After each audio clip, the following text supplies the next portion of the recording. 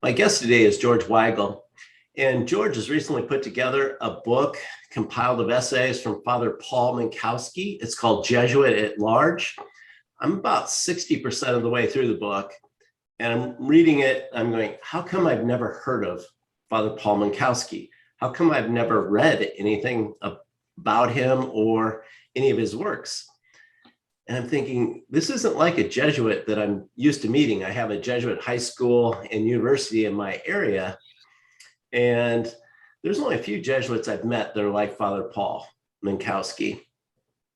He's very witty in his writing style, and it's very simple to read. He takes things that are complex and makes it simple. Very enjoyable to read. How did you meet Father Paul Mankowski, George? I met him through the circle of people around the journal First Things over 30 years ago, and we quickly became good friends, close friends, and remained so for 3 decades. His really unexpected and sudden death in September of 2020 was a terrible blow, obviously to his family and friends, but also to the greater good of the church, because he was a singular figure, brilliant and witty, as you say, man, a dedicated old school Jesuit. Mm-hmm. And there is rarely a day since his death when I haven't thought, gee, I'll have to talk to Paul about that, or I have to give him a call. So I decided shortly after he died that it would be a service of friendship to put together this collection of some of his major essays and reviews, which had appeared in various journals over the years, and then write a substantial introduction to the collection so that those who had not had the pleasure and privilege of knowing him could meet him. So that's the book, and I'm delighted that you found it an interesting read. How did you choose the essays that are in the book?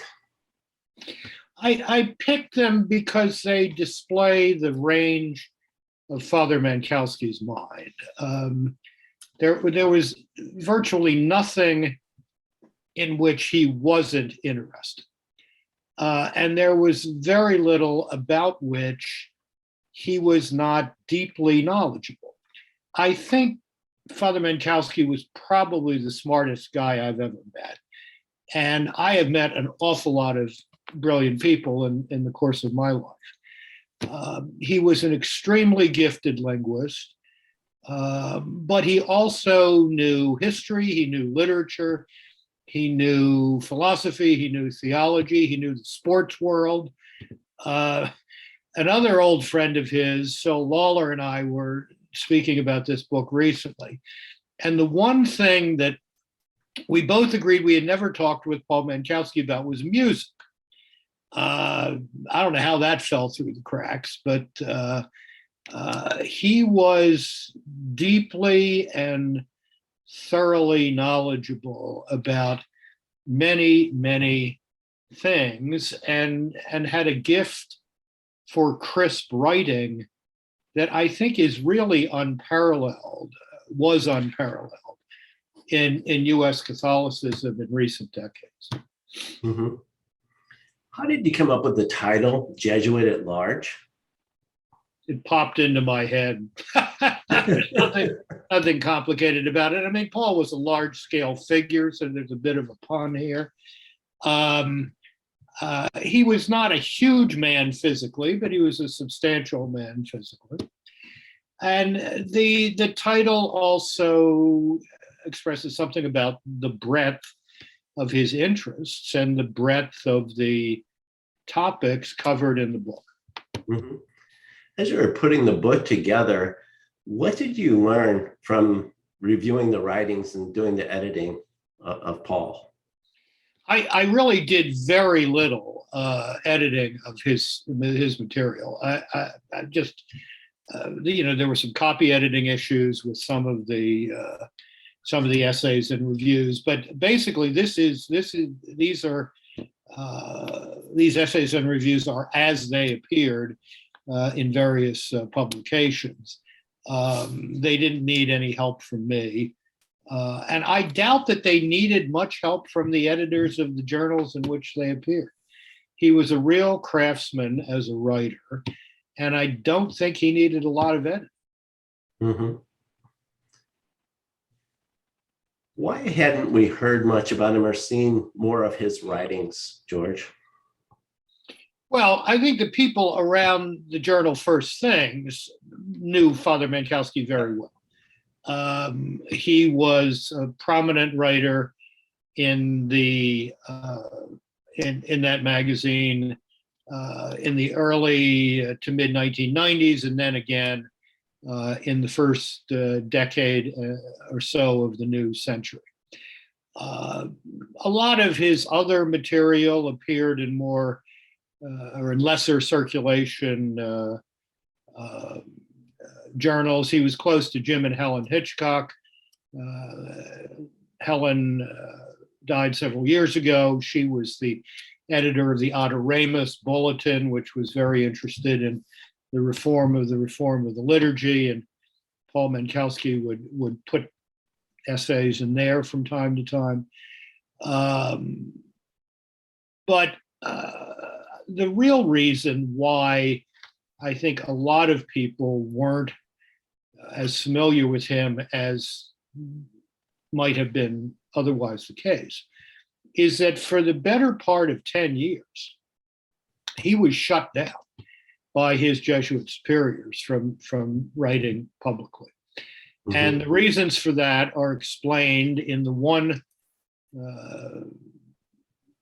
essay in the book that had not been published before, which was a memorandum he had shared with me and other friends about the congressional career of Father Robert Drinan, the origins of which he had been involved in excavating. And that got him into a lot of hot water with his superiors. I decided that memorandum deserved to be published, first to vindicate his honor. He did not come by the materials explaining the origins of Drinan's congressional career in a dishonorable way, which he's still being charged with, even posthumously. I thought this memorandum clarified a very important moment in modern U.S. Catholic history. Father Drinan really cleared the ground on which people like President Biden, Speaker Pelosi, Senator Durbin, Congresswoman DeLauro operate right now. And that needed to be made clear. Mm-hmm. And I thought it was just an important part of the historical record. So the memorandum is in the book as I received it without any edits whatsoever. And I hope it will lead to real reflection on the part of Father Mankowski's Jesuit brethren on what happened to him, why, and why that really shouldn't happen again. Mm-hmm. Besides that, what else would you like the readers to get from the essays? You know, Paul Mankowski was, I don't know whether he invented this phrase, but he certainly used it often enough. I see no reasons for optimism, but I have every reason to hope, which is a good, I think, Christian way to look at the human condition. And while there's a certain, holy crankiness in that, if you will, holy crankiness has a long history in Catholicism. You could say St. Paul was wholly cranky on some occasion. St. Jerome was certainly a holy crank. In Father Mankowski's case, it was a holy crankiness that was really infused with the joy of the gospel and with the joy of the Christian life. He was a warrior, but he was a happy warrior. And I hope if people see that even when he's dismantling a nitwit like Norman Mailer or A.N. Wilson or James Carroll, it's all done in high good spirits. It's not a bludgeoning by an angry person. It's a scalpel-driven dissection done with great deft and not a little humor. And he doesn't attack the person at all. He just dissects the writings. Yeah, I mean, it was always a question of somebody's ideas rather than somebody's person. This is something the Catholic left could learn from today, as well as some Catholic traditionalists. I mean, there's an awful lot of untoward personal polemics in the church in the United States today. I'm all for good fights about ideas, but I think the personal polemics are getting a bit out of control. Mm-hmm. As I read through the essays, I found that a lot of these topics were very timely. It's like, these are the same things that are going on in the church today. So it was, pardon me? That's absolutely the case, because, we are still living in the air turbulence of the post-Vatican II period. I think Father Mankowski understood that councils always produce turbulence. I mean, thank God there have only been 21 of these things in the history of the church. Anyone, for example, who thinks that immediately after the Council of Trent in the 16th century, that everybody snapped a salute to their forehead and fell in line and the Catholic Counter-Reformation fell into place, that's just utter nonsense historically. It took at least 100 years for the Council of Trent to work its way into the texture of Catholic life. So Mankowski, understanding that, could write about some of the issues of post-conciliar Catholic life in the late 1980s or early 1990s, knowing that those would be the issues of this moment in 2021. What do you think he would think of the state of the church right now? I think he would repeat that he sees no reason for optimism and every reason for hope. He was deeply concerned about the clerical sexual abuse crisis. I hope he would have seen at the end of his life that we had made some serious progress in addressing this. But he understood that there was still a road to travel, particularly in terms of the corruption of religious orders in the church, and the need to revitalize the evangelical counsels of poverty, chastity, and obedience in those religious communities. One of the things that I read in the book that highlighted that was there is a letter to a young man, and it was a man that was considering becoming a Jesuit. And Father Menkowski, he wrote back to him. And in that letter, he spoke to him. He didn't try to dissuade him. He told him the good. He told him the bad. He said, the question becomes, it's not whether, it's not about your desires. It's about whether you have a vocation or not that you enter the Jesuits, because there's good times and there's bad times in all orders.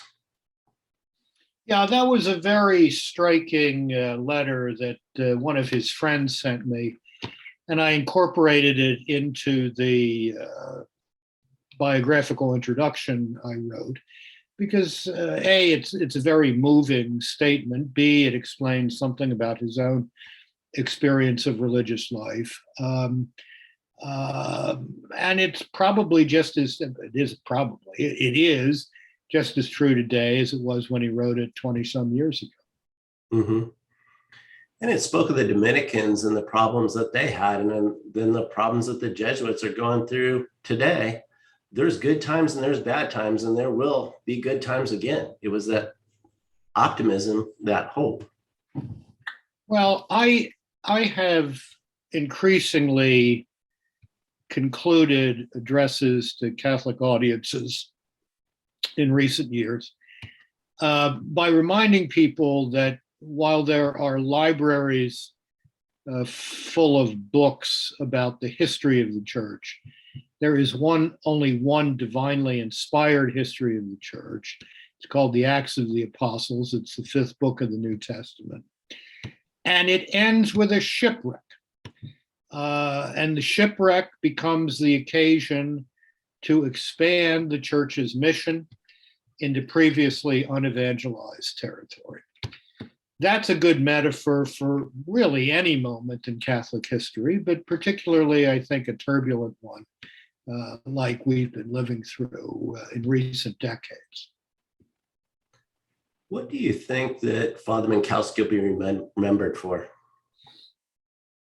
Well, it depends on who you ask, obviously. I mean, some of his brother Jesuits will remember him as a splendid colleague and fellow religious, someone who encouraged them in their own vocations.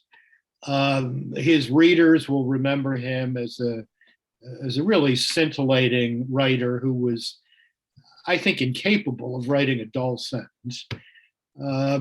His spiritual directees, the people who came to him for spiritual direction, will remember him as a compassionate, challenging, spiritual father and guide. I hope those who found him difficult in life will take the occasion of this book to reconsider. He was badly treated at many points by Jesuit colleagues and superiors. And I hope over time they will reconsider. Now, it's also true that at the end of the last 4 or 5 years of his Jesuit life, a kind of decent spirited modus vivendi had been realized between him and his provincial superiors. But that came after an awful lot of suffering. And I hope his example continues to inspire authentic Ignatian reform in the Society of Jesus. How can the listeners get a copy of the book, George? Well, just about the way you get a copy of any other book, Jeff. You go on Amazon, you go to Barnes and Noble, you go to the publisher, Ignatius Press. If you've got a Catholic bookstore in your area, it's almost certainly there. And I hope people will get it. So I think it's an interestingly different Christmas present. And the season is upon us. So perhaps people will look for that. It's a great Christmas present, and it's a great opportunity for people to learn about Father Mankowski, and also just to have some time to think about some of these topics that he wrote on. There's really good reflection can be done based off of the writings that he did. What else would you like to share with the listeners, George? I think that covers it, Jeff. Thank you for having me. It's good to talk about an old friend and to introduce new friends to an old friend. Thanks for having me on. Thank you, George. God bless. Okay. God bless you.